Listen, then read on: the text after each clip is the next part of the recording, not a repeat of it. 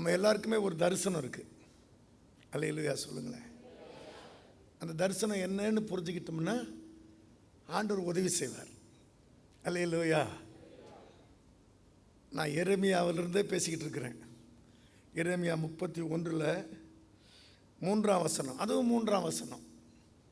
பூர்வ காலம் முதல் கர்த்தர் எனக்கு தரிசனையானார் என்பாய். ஆம், அநாதி சிநேகத்தால் உன்னை சிநேகித்தேன், ஆதலால் காருண்யத்தினால் உன்னை இழுத்துக் கொள்கிறேன். அல்லேலூயா. ஆம், அநாதி சிநேகத்தால் உன்னை சிநேகித்தேன், ஆதலால் காருண்யத்தால் உன்னை இழுத்துக் கொள்கிறேன். நம்ம என்ன சொல்லணும், அவர் என்ன சொல்றார்? எனக்கு நீங்க தரிசனம் ஆயிட்டீங்க ஆண்டவரே. பூர்வ காலம் முதல் கர்த்தர் எனக்கு தரிசனையானார் என்பாய். எனக்கு நீங்கள் தரிசனம் கொடுத்துட்டீங்க ஆண்டவரே. நம்ம சொல்லணுமா? தரிசனம் எனக்கு புரிஞ்சிருச்சு ஆண்டவர் நீங்கள் சொல்லும்போது தான் நான் காருண்யத்தினால உன்னை இழுத்துக்கொள்கிறேன். காருண்யம்னா என்ன அப்படின்னு சகரியாவில் சொல்கிறார். அவர் சௌந்தரியம் காருண்யமெல்லாம் ரொம்ப பெருசு. அல்லேலூயா சொல்லுங்களேன். காருண்யம் நம்மளை வளர்க்குமா? இந்த காருண்யம் என்ன அப்படின்னு நான் ஒரு நாள் புரிஞ்சுக்கிட்டேன். இமைப்பொழுது உன்னை கைவிட்டேன், காருண்யத்தினால் உன்னை எடுத்துக்கொள்கிறேன். ஐயோ, நான் கைவிட்டேன்னு என் பிள்ளை சொல்லக்கூடாதுன்ற எண்ணம் வந்துருச்சு அவருக்கு. அடுத்த நிமிஷம் தூக்கிட்டார். இதுதான் காருண்யம். புரியல உங்களுக்கு? எல்லாரும் கைவிடுவாங்க, நானும் கைவிட்டேன்னு என் பிள்ளை நினைச்சா எப்படி? அடுத்த நிமிஷம் ஒரு காருண்யம். அல்லேலூயா சொல்லுங்களேன். அல்லேலூயா. ஒரு கையில் அடி, நம்ம படிக்கிறோமல்ல ஆகாயில்ல, உங்கள் கையின் வேலையிலலாம் நான் அடித்தேன்னு. ஐயோயோ, நான் அடிச்சுட்டு நான் என் பிள்ளை தாங்குதான்ட்டு அடுத்த கையில் அரவணைச்சிடுறார். இதுதான் காருண்யம்.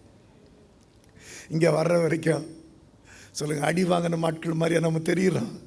ஏன்னா அந்த காருண்யத்தினால நம்மளை இழுத்து கொண்டார். அல்லேலூயா. இப்போ நம்ம என்ன சொல்லணும்? பூர்வ காலம் முதல் நீங்கள் எனக்கு தரிசனமானீங்க ஆண்டவரே, புரிஞ்சுக்கிட்டல்ல, நானும் உன்னை காருண்யத்தினால இழுத்துக்கிறேன்றார். அப்போ நம்ம சொல்கிற வார்த்தை அவர் சொல்கிற வார்த்தைன்னு உட்காந்து, பூர்வ காலம் முதல் கர்த்தர் நீர் எனக்கு தரிசனமானீர் தேவனே அப்படி சொல்கிறேன். பூர்வ காலம் முதல் கர்த்தர் நீர் எனக்கு தரிசனமானீர் தேவனே. அப்படியே படிச்சுக்கிட்டே போகிறேன். 13 வசனம். கன்னிகைகள், வாலிபர், முதியோர் ஆனந்த களிப்பாய் மகிழ்வார்கள். கன்னியர், அப்புறம் வாலிபர், முதியோர் எல்லாரையுமே இந்த தரிசனத்துக்குள்ள நம்ம வந்துட்டா, கன்னிகைகள், வாலிபர், முதியோர் அவர்கள் துக்கத்தை சந்தோஷமாய் மாற்றி சஞ்சலம் நீங்க அவர்களை தேற்றி சந்தோஷப்படுத்துவேன் என்றவரே. பூர்வ காலம் முதல் கர்த்தர் நீர் எனக்கு தரிசனமானீர் தேவனே. அவர்கள் துக்கத்தை சந்தோஷமாய் மாற்றி சஞ்சலம் நீங்க அவர்களை தேற்றி சந்தோஷப்படுத்துவேன் என்றவரே. ஆராதனை உமக்கு, ஆராதனை,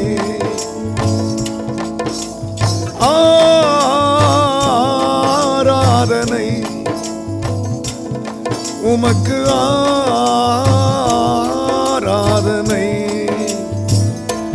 பூர்வ காலம் முதல் கர்த்தர் நீர் எனக்கு தரிசனமானீர் தேவனே. நம்ம சொல்ல வேண்டிய வார்த்தை அது. எனக்கு நீங்க தரிசனம் கொடுத்துட்டீங்க ஆண்டவரே. ஆமா, அதனால ஜெபிக்கிறது, அப்புறம் துதிக்கிறது,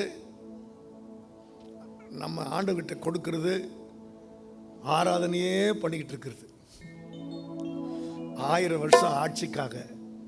ஆமாம், இங்கே கொஞ்ச காலம், அவர் கூட நித்திய காலம். அதனால தான் நித்திய விவாகத்துக்கு உன்னை ஏற்படுத்தினேன். அல்லேலூயா சொல்லுங்களேன். நித்திய மகிழ்ச்சி, எல்லாத்தையுமே நித்திய, இட்டர்னல். இப்போ இந்த உலகத்தில் பார்க்குறதெல்லாம் டெம்பரரி. நித்தியத்துக்காக ஒத்திக்க பார்க்குறது தான் ஆராதனை. பூர்வ காலம் முதல் கர்த்தர் நீர் எனக்கு தரிசனம் ஆனீர் தேவனே.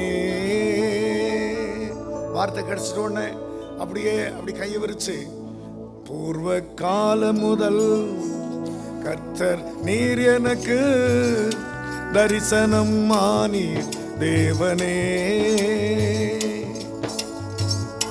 அவர்கள் துக்கத்தை சந்தோஷமாய் மாற்றி சஞ்சலம் நீங்க அவர்களை தேற்றி சந்தோஷப்படுத்துவே என்றவரே. ஆராதனை உமக்கு, ஆராதனை,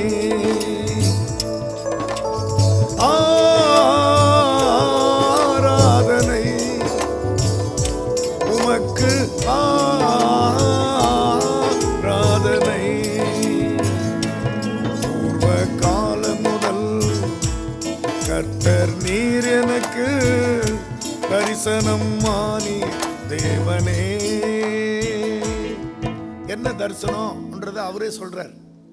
படிக்கிற பாருங்க, 2ஆம் வசனம் 31. பட்டயத்துக்கு தப்பி மீந்த ஜனம் வனாந்தரத்தில் இரக்கம் பெற்றது. இஸ்ரவேலுக்கு இளைப்பாறுதலை கட்டளையிடப் போகிறேன் என்று கர்த்தர் சொன்னார். சொன்னாரா? சொல்லுகிறார். அப்போ இது இந்த உலகத்தில் வந்த பட்டயம், கொள்ளை நோய் எல்லாத்துக்கும் தப்பிச்சு இப்போ மீந்து உட்கார்ந்து இருக்கிறவங்களுக்கு தான் இந்த இளைப்பாறுதல். எத்தனை புரிஞ்சா? ஆண்டவர் சொல்கிறார், ஆண்டவர் இப்படி பட்டயம், கொள்ளை நோய், அதுக்கு மிச்சமாக இருக்கிற ஜனத்தெல்லாம் நான் உயர்த்து போகிறேன்னாரு. அல்லேலூயா. நான் இந்த தரிசனத்தை நீ திரும்ப திரும்ப பாடுனார் பாருங்க. ஒரு 1000 முறை பாடினா. பூர்வ காலம் முதல் கர்த்தர் நீர் எனக்கு தரிசனம் ஆனீர் தேவனே. இன்னும் நிறைய பேர் சொல்லலை. ஏன்னா இந்த கால ஆராதனையில் கட்டாயம் கொட்டாய் வரும், அடுத்த நிமிஷம் தூக்கம் வந்துடும். அது சிம்டம். அல்லேலூயா சொல்லுங்க. ஆமாம், கட்டாயம் கொட்டாய் வரும், அடுத்த நிமிஷம் தூக்கம் வரும். இப்போ ஏற்கனவே நீங்கள் வாயை திறக்கிறதுனால சரி. அப்போ அந்த கொட்டாவின்னா என்னன்னு உங்களுக்கு புரிஞ்சால் நல்லா இருக்கும். கொட்டாய் வந்தால் உங்களுக்கு எவ்வளோ ஆக்சிஜன் தேவையோ அடுத்த செகண்ட் உள்ளே போயிடும். அப்போ சும்மா வாயை திறந்தாலும் ஆக்சிஜன் உள்ளே போகுது. இப்போ தான் கிடைக்காத காலம் இல்லை, வாயை திறந்த. சரி, புரிஞ்சுக்கிட்டீங்க. பூர்வ காலம் முதல் கர்த்தர் நீர் எனக்கு தரிசனம் ஆனீர் தேவனே. பூர்வ காலம் முதல் கர்த்தர் நீர் எனக்கு தரிசனம் ஆனீர் தேவனே. 7ஆம் வசனத்தின் கடைசி வரி, இஸ்ரவேலின் மீதியான உமது ஜனத்தை ரட்சியும் கர்த்தாவே என்று சொல்லுங்கள். நம்ம சொல்ல வேண்டியது, இப்ப மீதியா இருக்கிற எங்களை ரட்சிங்க ஆண்டவரே.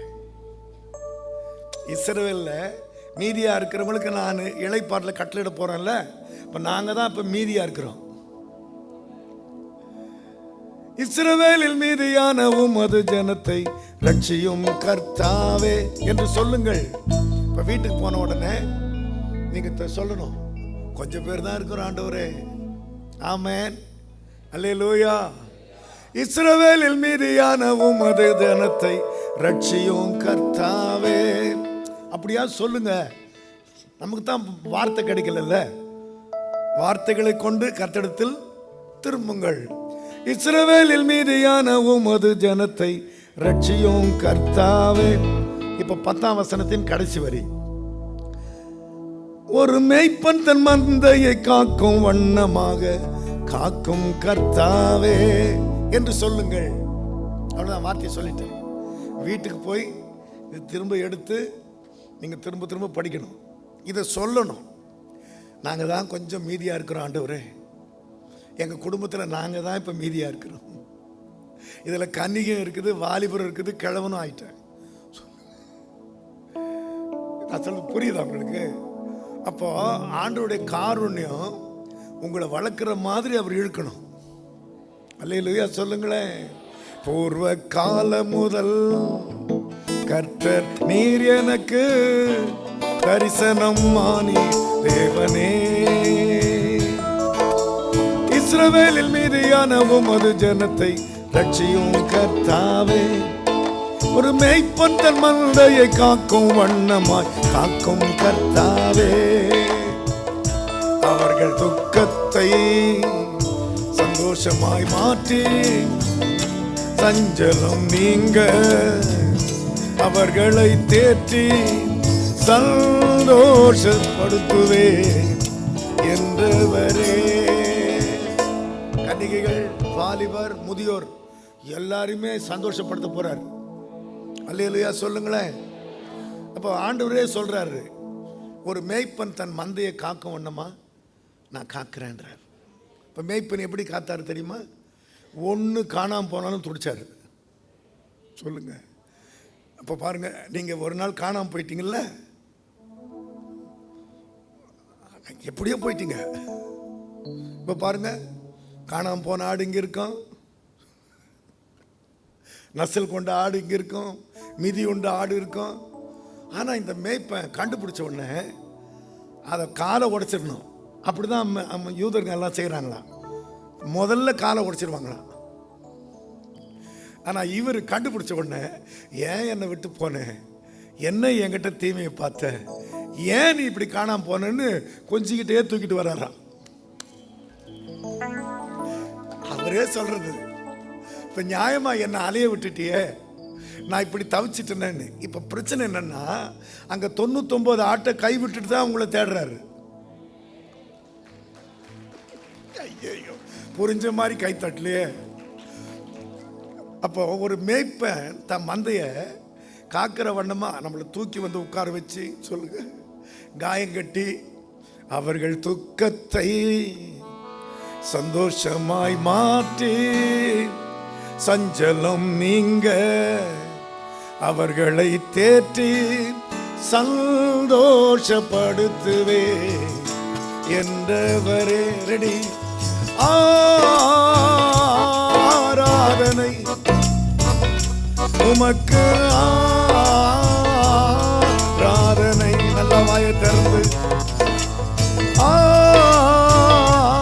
ஆராதனை உமக்கு,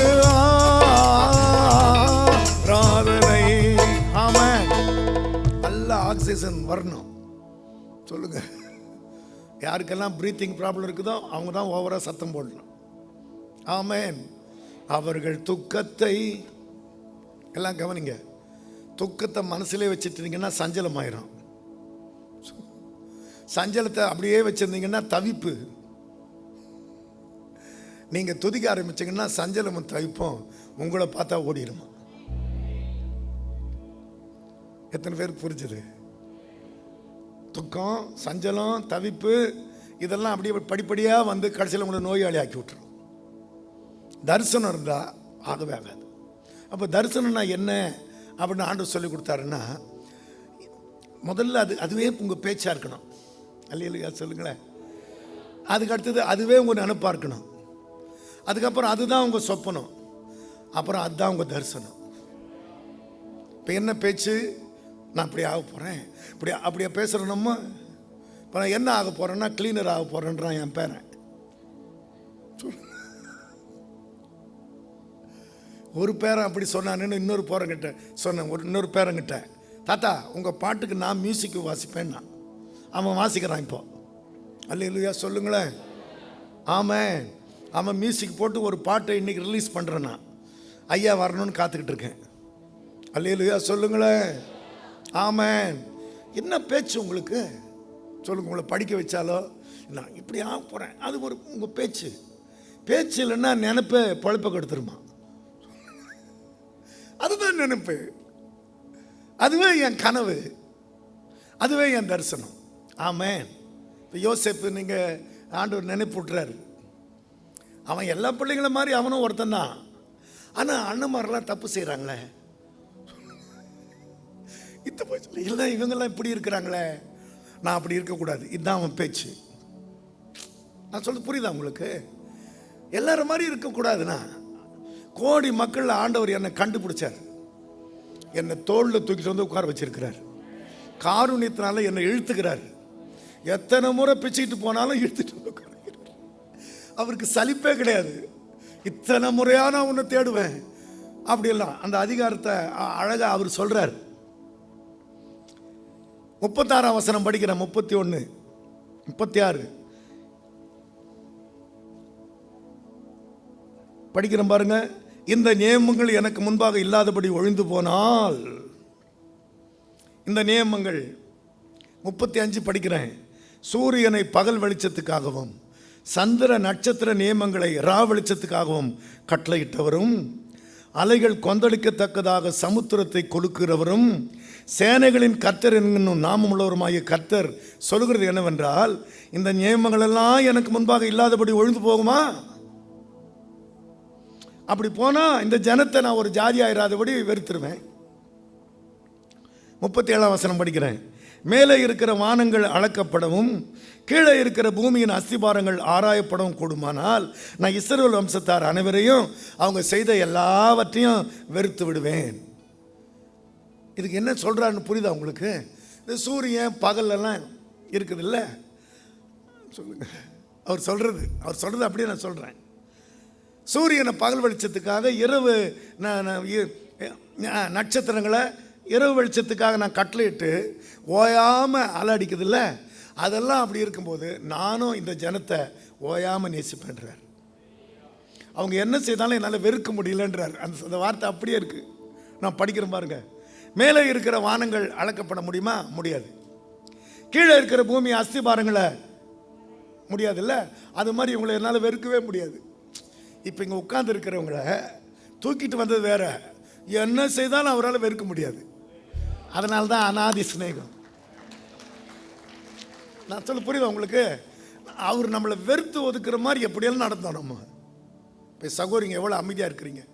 சமயத்தில் நீங்கள் வீட்டில் போடுற சண்டை சாதாரணமானதா? பாருங்கள், நான் சண்டையே போடுறது இல்லைன்னு கையை ஒருத்த சொல்ல போகிறேன், எனக்கு ஹார்ட் அட்டாக் வரும்.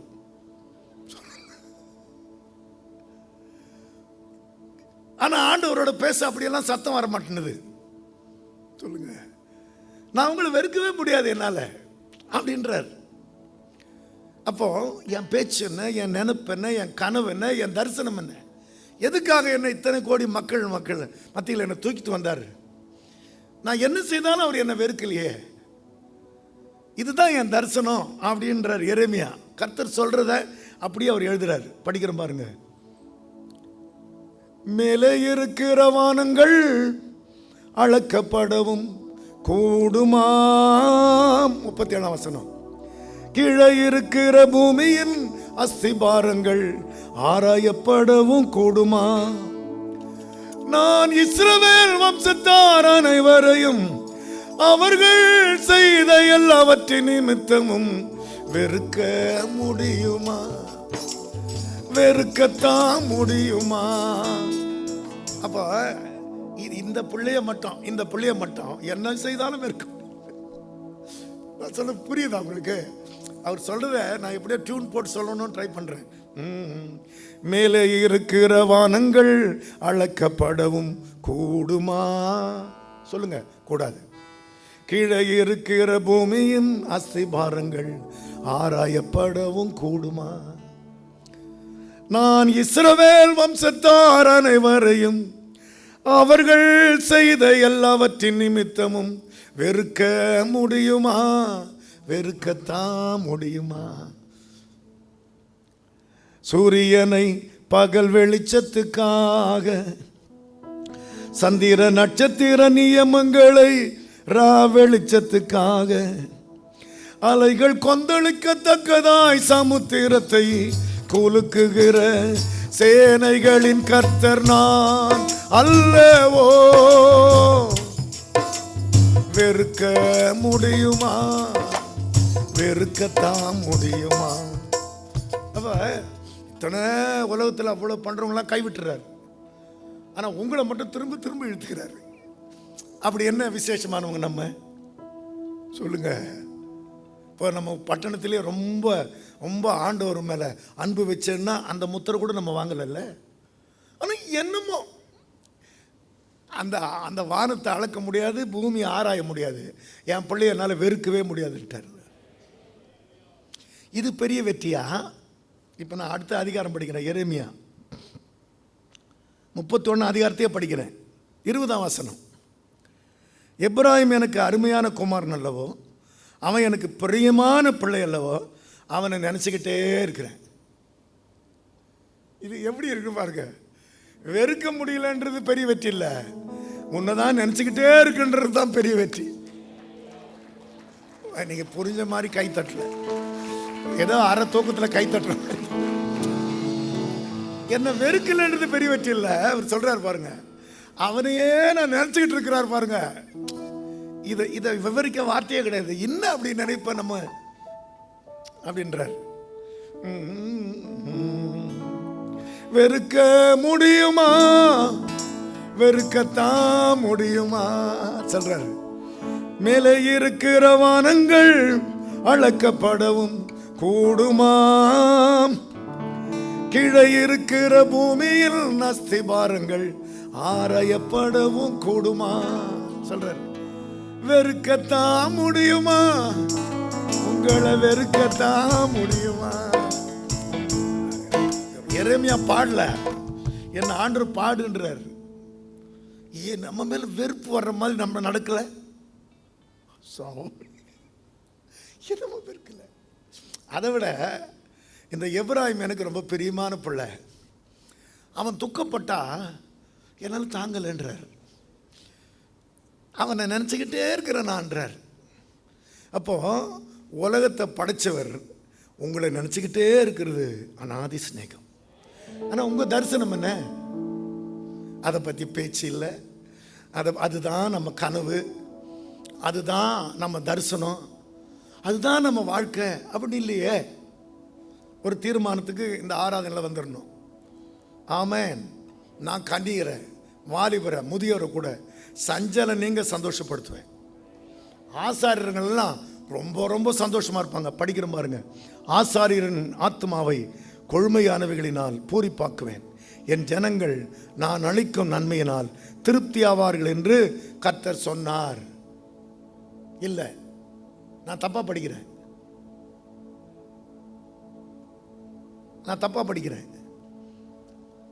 கொழுமையானவைகள் பூரிப்பாக்குவேன், என் ஜனங்கள் நான் அளிக்கும் நன்மையினால் திருப்தி ஆவார்கள் என்று கர்த்தர் சொன்னார். அப்ப இதை செய்து முடிக்கிற இந்த வார்த்தையை நீங்க படிக்கும் போதெல்லாம் இதை செய்யாம ஆண்டவர் ஒரு தரிசனத்தோடு இருக்கிறார் உங்களை விஷயத்தில். நமக்கு அதுதான் பேச்சு, அதுதான் நினைப்பு, அதுதான் கனவு, அதுதான் தரிசனம். எப்படி இருக்கிறீங்கன்னு பாருங்க. ஆமென், அல்லேலூயா.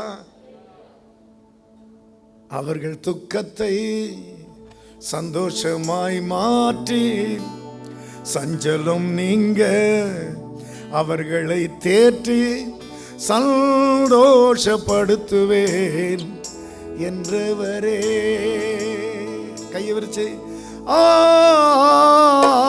ஆராதனை உமக்கு, ஆராதனை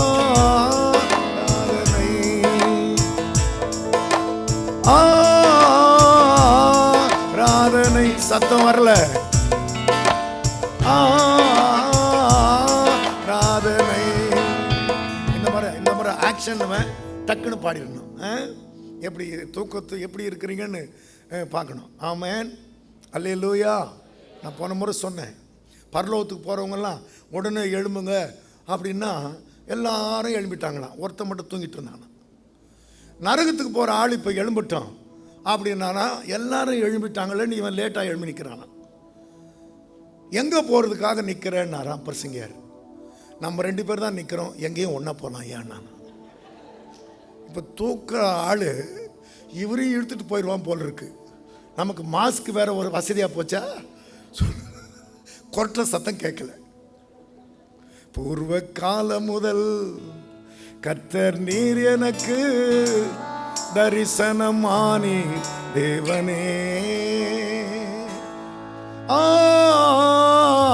ஆராதனை உமக்கு ஆராதனை,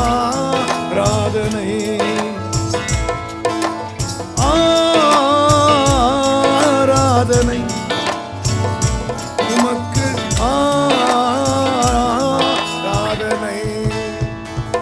எல்லாத்தையும் படிக்க நேரம் இல்லை, இதுக்காகத்தான் நான் விழிச்சு பார்த்துக்கிட்டு இருக்கிறேன். என் பிள்ளைங்கெல்லாம் தரிசனம் படிக்கிறேன் பாருங்க. 27 26 இதற்காக நான் விழித்து பார்த்து கொண்டிருக்கிறேன். ஆண்டவர் ஏன் தூங்குறது இல்லை உறங்குறது இல்லைன்னா, இன்னும் என் பிள்ளைக்கு தரிசனம் வரலையே. தரிசனம் இல்லைன்னா கெட்டு போயிடுவாங்களே. தீர்க்க தரிசனம் இல்லைன்னா இருக்கிற சீரை கூட எழுந்துருவாங்களே. என் பிள்ளைக்கு இன்னும் புரியலையேன்றார். ஆனால் பூர்வ காலம்னா என்னன்னா 7 வயசு சாமுவேலுக்கு புரிஞ்சுது. அல்லேலூயா சொல்லுங்களேன். 7 வயசு சாமுவேலுக்கு புரிஞ்சுதா? கொண்டு போய் விட்டா அந்த பிள்ளை சர்ச்சிலேருந்து வெளியே வரவே இல்லை, அங்கேயே இருக்கு. ஜபத்தை சொல்லி கொடுத்தா 7 வயசுலேயே கற்றுக்குச்சு. ஒரு 28-30 வருஷம் வர்றதுக்குள்ள அந்த டிஸ்ட்ரிக்ட்லேயே சாமுவேல் யாருன்னு தெரியுது. சொல்லுங்க, தான் முதல் பெயர் சபா வரைக்கும். இப்போ நம்ம பாருங்க, தெரியவே இல்லை. அந்த 7 வயசில் கற்றுக்கிட்ட ஜபம். நம்ம ஆண்டவருக்கு 14 வயசு. பெரிய திருவிழாவுக்கு போனால் எல்லாம் திருவிழாவில் வேடிக்கை பார்த்துக்கிட்டு இருந்தால் இவருக்கு தரிசனம் என்னன்னா ஆலயம்.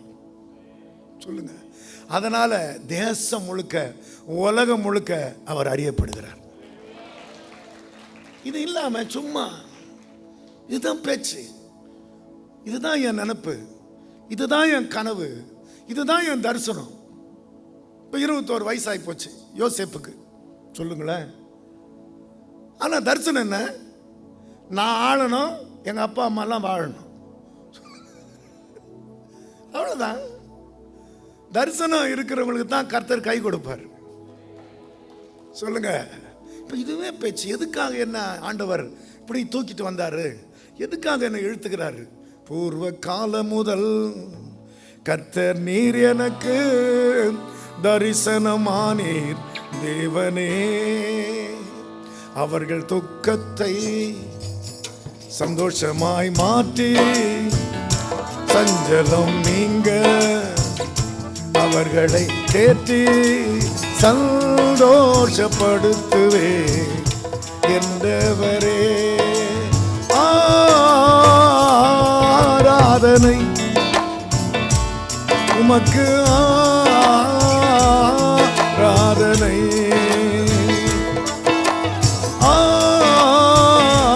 ஆராதனை உமக்கு ஆராதனை. இப்பவே துக்கத்தெல்லாம் ஆப்போசிட் ஆக்கிருங்க, சஞ்சலத்தெல்லாம் சந்தோஷமாக்கிருங்க. சாம்பலுக்கு பதிலாக சிங்காரம் கொடுத்துருங்க, தோழத்துக்கு பதிலாக ஆந்த தைலம் கொடுத்துருங்க.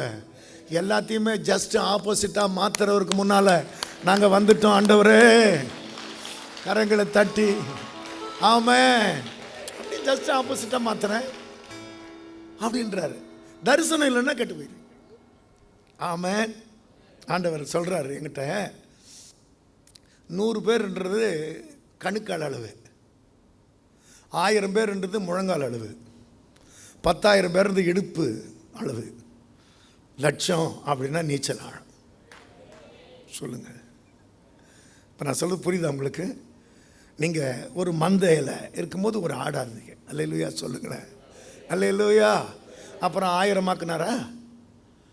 அப்போ 1000 ஆன உடனே நீங்கள் உங்களை மாதிரி ஜெபிக்கிறவங்க யார் இல்லைன்னு பேர் வாங்கணுமா? இல்லையே. ஒரு மந்தை எங்கே பாரு சபைகள் இருக்குது, 100 இருக்கும்போது வரும் ஒரு ஆடு மாதிரி. ஆனால் 1000 ஆயிட்ட பிற்பாடு உங்களை மாதிரி ஜெபிக்கிறவங்க யாரும் இல்லையே. 10000னா என்ன? இப்போ ஆண்டவர் பேசும்போது மட்டும் 1000 10000 அல்லேலூயா சொல்லுங்க. உங்களை விட்டு போடாதா ஒருத்தன் 1000, 2 பேர் 10000. அப்போ நீங்கள் ஜோடியாக வந்தீங்கன்னா கணக்கு 10000. ஒன்றா வந்தால் 1000, 2ஆ வந்தால் 10000, குடும்பம் வந்தால் 10000 லட்சம். தரிசனம் இல்லாத நம்ம பாருங்க எப்படியோ இருக்கிறோம். எத்தனை பேர் புரிஞ்சதோ? எனக்கு புரிஞ்சுது. ஆமென். பூர்வ காலம் முதல் கர்த்தர் நீர் எனக்கு தரிசனமானி. அப்படி கையை உயர்த்தி, எனக்கு அந்த தரிசனம் வந்துருச்சு ஆண்டவரே, தரிசனம் வந்துருச்சு. நான் ஒருத்தனா வந்தா 1000, 2 பேரா சேர்ந்து வந்தா 10. அது அவர் கணக்கு, அது எப்படின்னு தெரியல எனக்கு. முழு குடும்பம் வந்தா லட்சம். ஆமென். அப்புறம் கொஞ்சம் பேரை கூப்பிட்டு வந்தீங்கன்னா கோடி, இல்லைன்னா கேடி. போயிருங்க ஓடி அப்படின்னு நான் பேசுறேன். தரிசனம் இல்லைன்னா எப்படி? எதுக்காக ஆண்டவர் கோடி மக்களில் என்னை சந்திச்சார்? எதுக்காக நான் காணாமல் போனாலும் என்னை கண்டுபிடிச்சார்?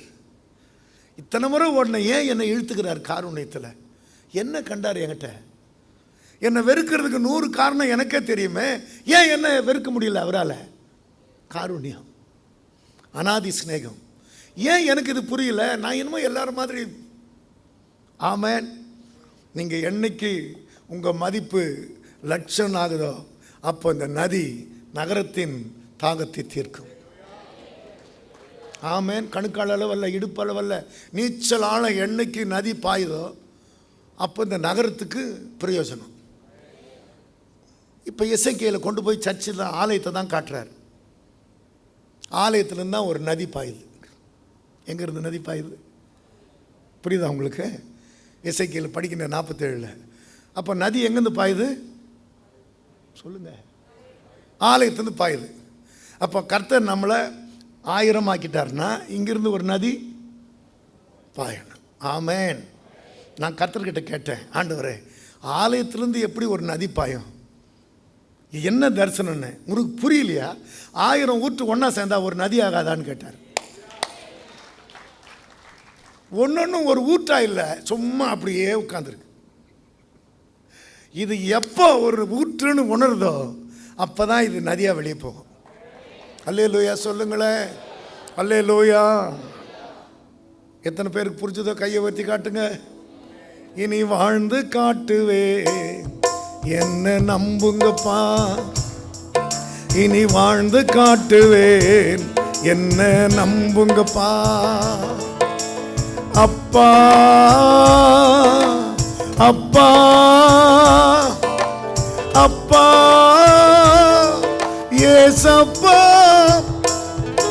இனி வாழ்ந்து காட்டுவேன் என்ன நம்புங்கப்பா, இனி வாழ்ந்து காட்டுவேன் என்ன நம்புங்கப்பா. ஆமென். ஆண்டவரே பாருங்களேன், சேனைகளின் கர்த்தர் என்றார். அல்லேலூயா சொல்லுங்களேன். அல்லேலூயா. சேனைகளின் கர்த்தர் அப்படின்னு. அப்போ நம்ம சந்திக்கும் போது அவர் கர்த்தர், இப்போ சேனைகளின் கர்த்தர். தரிசனம் வளர்ந்துக்கிட்டே இருக்கணும். நம்ம சந்திக்கும் போது அவர் கர்த்தர். இப்போ இங்கே இருக்கிற எல்லா இராணுவத்துக்கும் அவர் தான். அவர் அப்படி திட்டம் வச்சுட்டு தான் நம்மோட பேசிக்கொண்டே இருக்கிறார். பூர்வ காலம் முதல் கர்த்தர் நீர் எனக்கு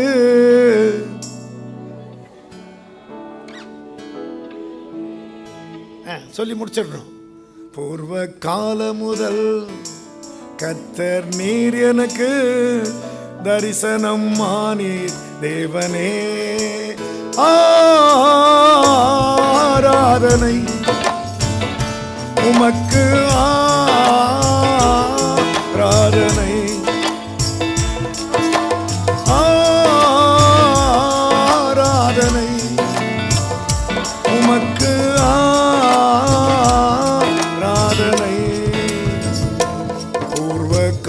முதல் கர்த்தர் நீர் எனக்கு தரிசனம் மானி தேவனே.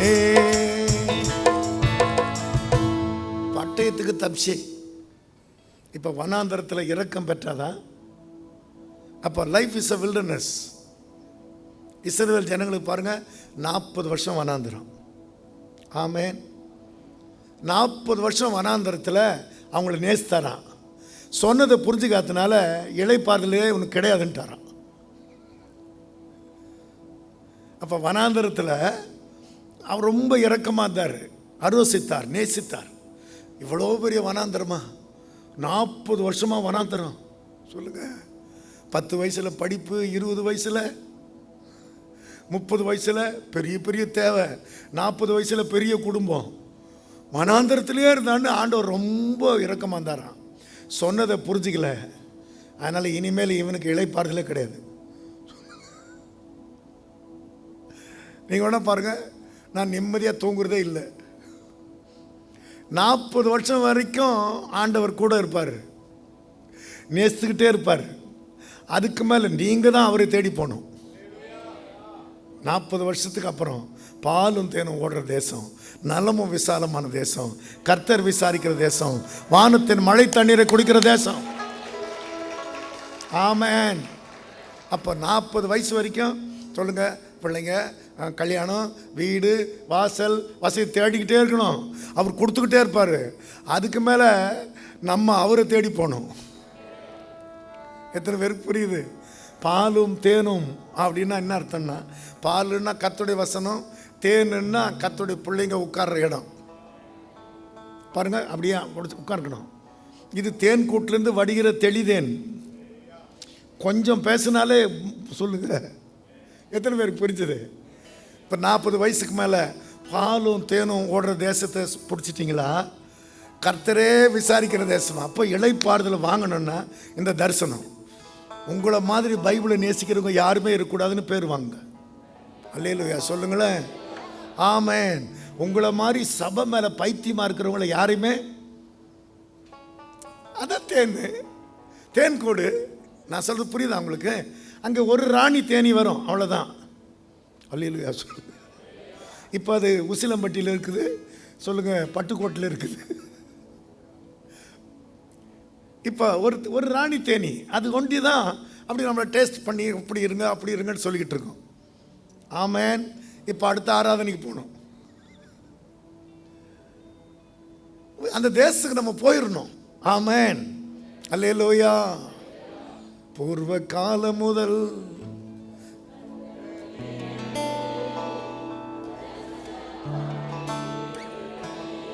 அப்படி புரிஞ்சுக்கிட்டா 50வது வருஷம் உங்களுக்கு விடுதலை வருஷம். இப்போ 60 வயசு ஆகி கூட விடுதலை வரலன்னா இன்னும் தரிசனத்துக்கு வரலன்னு அர்த்தம்.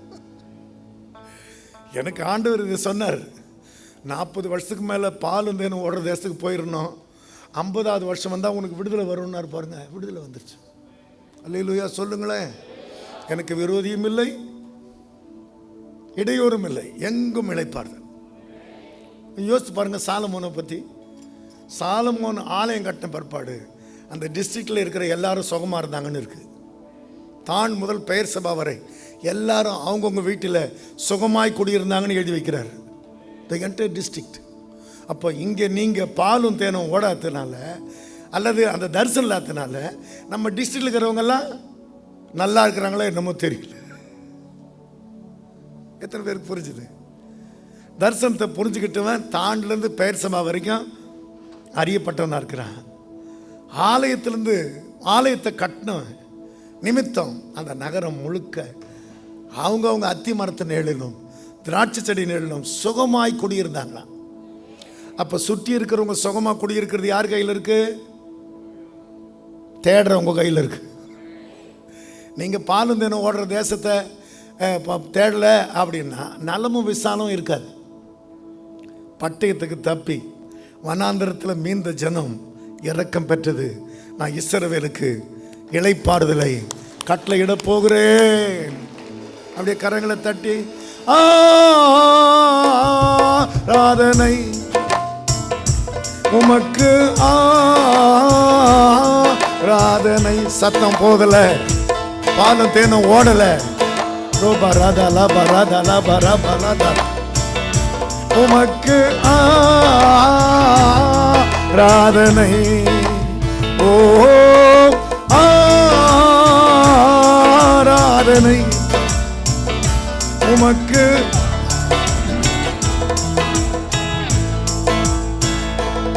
சரி, 50 வருஷத்தையும் தொலைச்சிட்டீங்களா? ஒன்றும் பயப்படுவானா. பலத்தின் மிகுதியால் 80 வருஷம். இந்த 50 வருஷத்தில் உத்தமமாக இருந்துட்டீங்கல்ல, அதுக்கு போனஸ் தான் 30 வருஷம். எத்தனை பேருக்கு புரியுது?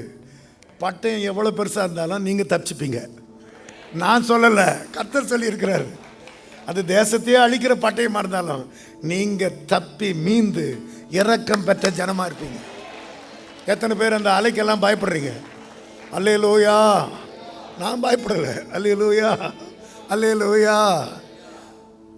நான் சொன்னேன்ல, ரொம்ப சிவியராக இருக்கும்போது நான் என்னுடைய ஆக்டிவாவில் ஒரு 10 வாட்டர் பாட்டில் எடுத்துக்கிட்டு நேராக போலீஸ்காரர்கிட்டே போய், நல்லா சேவை பண்ணுறீங்க, வெயிலில் ரொம்ப நேரம் நிற்கிறீங்க, நல்லா இருக்குன்னு சொல்லுவேன்.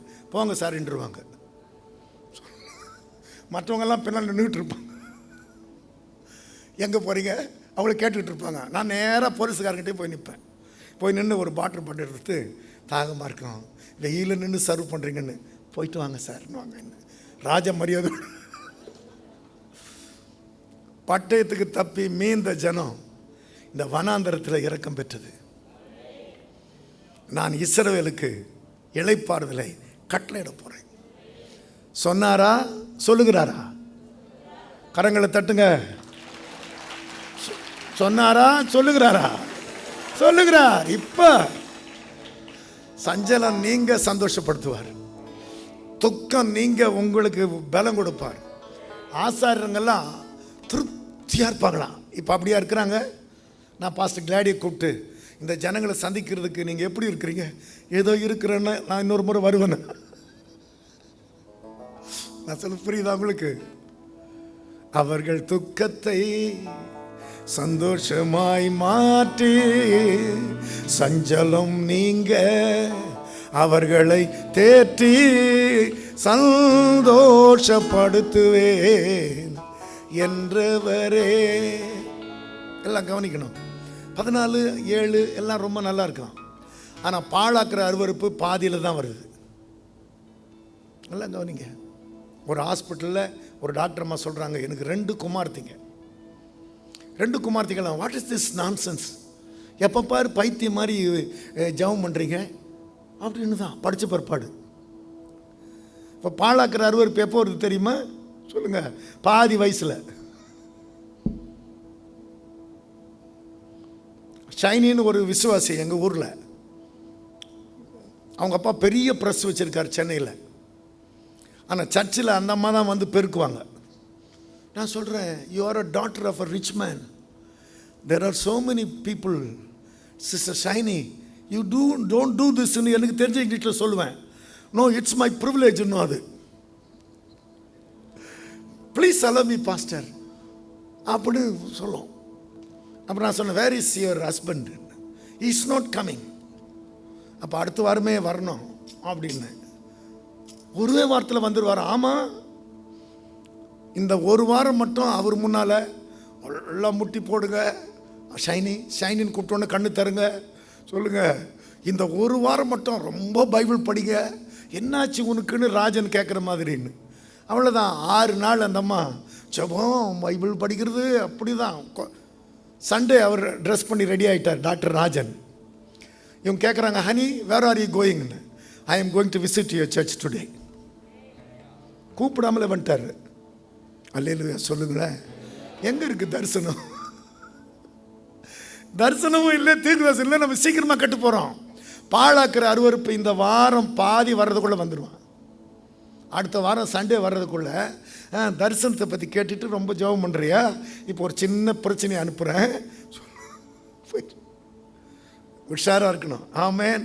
அடுத்த வாரம் வர்றதுக்குள்ளே நீங்கள் பண்ணுற ஜெபந்தான் உங்கள் வெற்றி. எனக்கு புரிஞ்சுதுன்னு கையை வைத்து காட்டுங்க.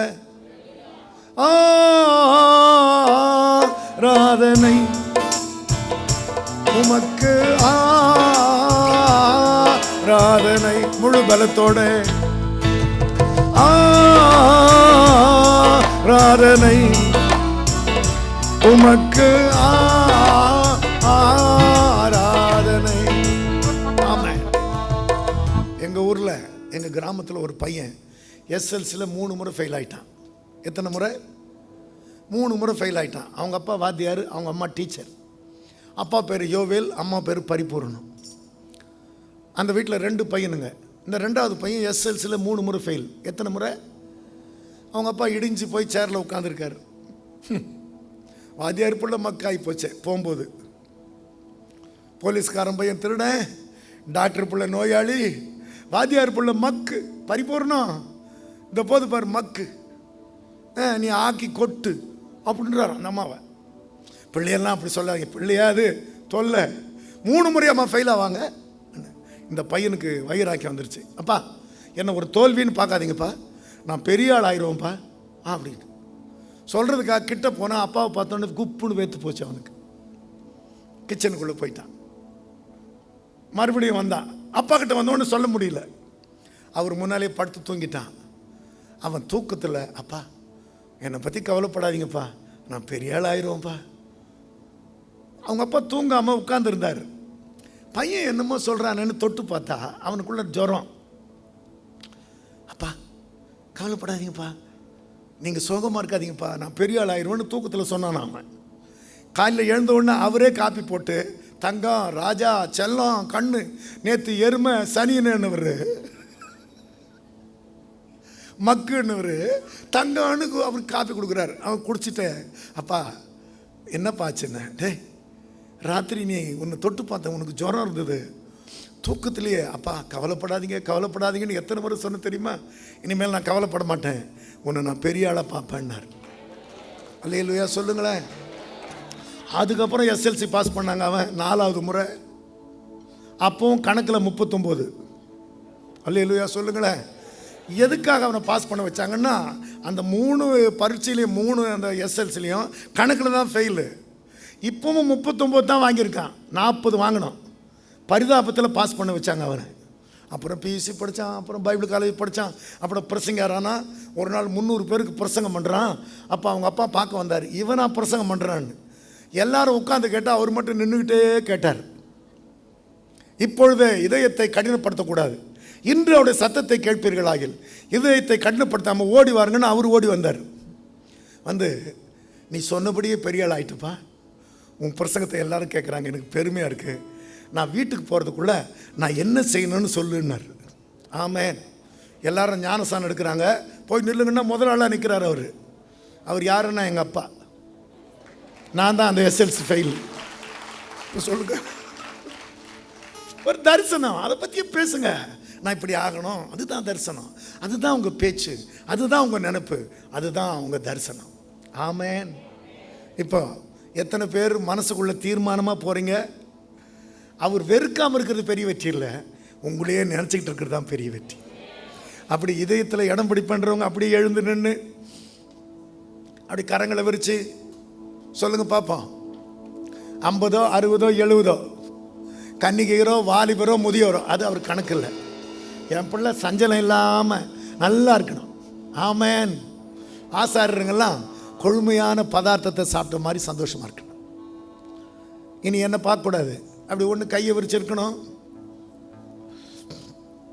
பூர்வ காலம் முதல் கர்த்தர் நீர் எனக்கு தரிசனமானி தேவனே. அதனால் இனி அதை பற்றி தான் பேச்சு, அதை பற்றி தான் நினைப்பு, அதை பற்றி தான் கனவு, அதுதான் என் தரிசனம். பூர்வ காலம் முதல் கர்த்தர் நீர் எனக்கு தேவனே. அப்படி சொல்லுங்க, திருப்பி திருப்பி சொல்லுங்க.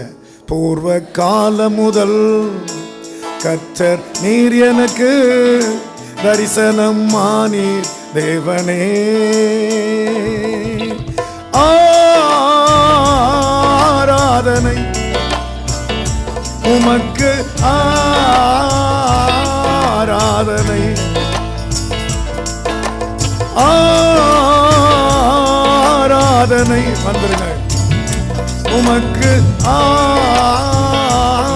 ஆராதனை. பூர்வ கால முதல் கர்த்தர் நீர் எனக்கு தரிசனம் மானி தேவனே. பட்டயத்துக்கு தப்பி மீந்த ஜனம். It's a long wilderness.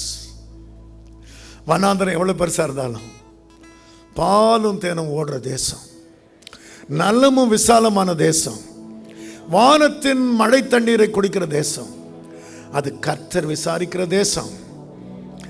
இனி நடக்கிற காலமெல்லாம் அந்த தேசத்தை நோக்கி தான் எங்க நடை, எங்க பேச்சு, எங்க நினைப்பு, எங்க கனவு, எங்க தரிசனம் எல்லாம் அப்படிதான்ப்பா.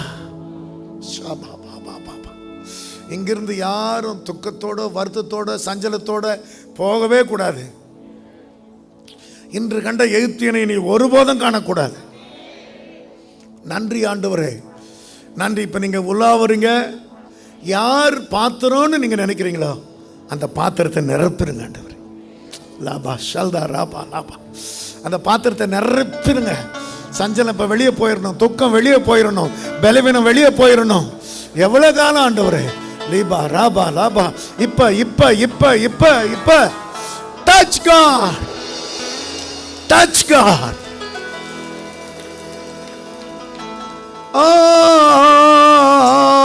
ஆராதனை உமக்கு ஆராதனை. சத்தமா உயர்த்தி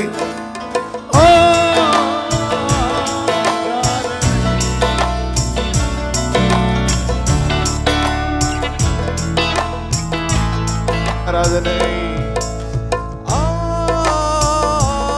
ஆராதனை உமக்கு ஆராதனை. ரெண்டு கரங்களை உயர்த்தி கர்த்தர் நம்மோடு பேசினதுக்காக நல்ல ஸ்தோத்திரம் சொல்லுவோமா? ஆமென். ஹalleluya. ஆண்டவர் நிரப்பி இருக்கிறார் இந்த கால வேளையில. ஆமென். எல்லா சஞ்சலம், எல்லா துக்கம், எல்லா பலவீனம் நீங்கினதற்காக ஸ்தோத்திரம் அப்பா. ஆமென். புதிய ஜீவனங்களை நிரப்பினதற்காக ஸ்தோத்திரம். உம்முடைய கிருபைகளை நிரப்பினதற்காக ஸ்தோத்திரம். எங்களை ஒரு நாள் மறக்காத தேவன், எங்கள் மேல் நினைவா இருக்கிறவரே உமக்கு ஸ்தோத்திரம், ஸ்தோத்திரம், ஸ்தோத்திரம். ஆமென். இன்றைக்கு எங்களோடு பேசினதற்காக நன்றி. இந்த முதல் ஆராதனையில் உம்முடைய மகிமையை வெளிப்படுத்தினதற்காக ஸ்தோத்திரம். உம்முடைய வார்த்தை வல்லமாய் புறப்பட்டு வந்ததற்காக ஸ்தோத்திரம். ஆமென். வந்த ஒவ்வொரு பேர் ஆசீர்வதியும். ஆமென். உன் கரங்களை உயர்த்தி கொள்ளுங்க. ஆமென். ஆண்டவரே, வந்திருக்கிற ஒவ்வொருவரையும் நீர் ஆசீர்வதிப்பீராக. நன்மையும் கிருபையும் பின்தொடருவதாக. ஆமென். ஹல்லேலூயா. உம்முடைய கிருபை அவங்களை சூழ்ந்து கொள்ளுவதாக. ஆமென். அவங்க போகும் பொழுதும் வரும் பொழுதும் ஆசீர்வதிக்கப்பட்டிருப்பார்களாக. ஆமென். கையின் பிரயாசங்கள் ஆசீர்வதிக்கப்பட்டிருப்பதாக. ஹல்லேலூயா. இயேசு கிறிஸ்துவின் இரத்தம் அடையாளமாக இருக்கிறபடியினால ஆமென். எல்லா தீமைக்கும் விலக்கி பாதுகாத்து ஆமென் உம்முடைய நீதியின் பாதங்களை வழிநடத்துவீராக. ஆமென். அவங்க சாப்பிடுகிற சாப்பாடு, குடிக்கிற தண்ணி ஆசீர்வதிக்கப்பட்டிருக்கிறது. ஆமென். ஹல்லேலூயா. நோயும் பலவீனங்களை விட்டு விலகி இருக்கிறது. நீர் கொடுக்கிற பலன், நீர் கொடுத்த ஆமென் கிருபைகள் அவங்க வாழ்க்கையில நிறைவாய் காணப்படும். எல்லா துதி கன மகிமை நாங்கள் உமக்கே தருகிறோம். இயேசு கிறிஸ்துவின் நாமத்துல ஜெபிக்கிறோம் ஜீவனுள்ள நல்ல பிதாவே. ஆமென், ஆமென். என் ஆத்துமாவே கர்த்தரை ஸ்தோத்திரி, என் முழு உள்ளமே அவருடைய பரிசுத்த நாமத்தை ஸ்தோத்திரி. என் ஆத்துமாவே நீ கர்த்தரை ஸ்தோத்திரி, கர்த்தர் செய்த சகல உபகாரங்களையும் மறவாதே. ஆமென்.